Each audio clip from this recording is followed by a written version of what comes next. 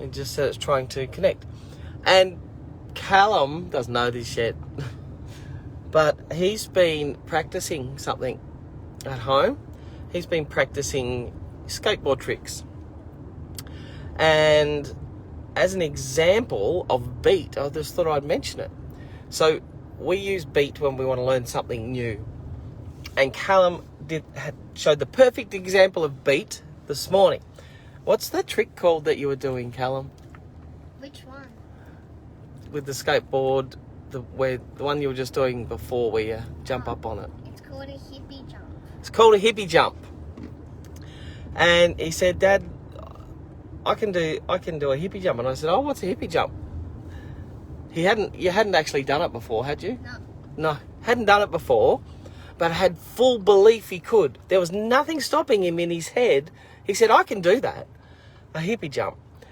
And that's B for BEET. Believe you can do it. He did it. First 2 times, wacko the diddly-o. Nailed it first try. Pretty impressive, hey? Mm-hmm. And he had enthusiasm about doing it. He'd watched and learnt from some YouTubers, right? Is that what you did? Mm-hmm. Yeah. So he had that belief, enthusiasm, and he was excited to show me. Once he did it once, he had that emotion, okay, that feeling, that dopamine hit.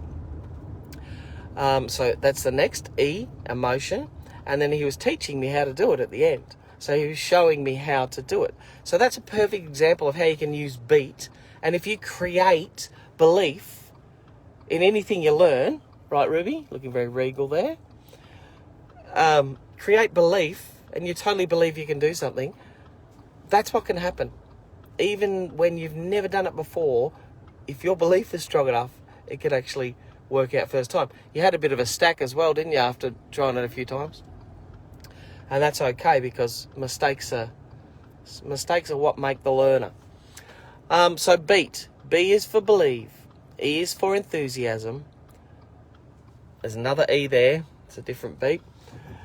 For emotion.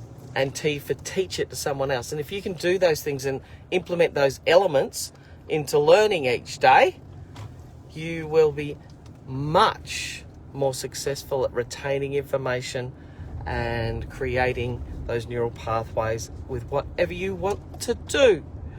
Fantastic. And BEET is a part of our memory course. If you want to know more and be involved and do something different that actually teaches kids how to learn, then I'll put the link down and you can enjoy. It's actually good for the whole family.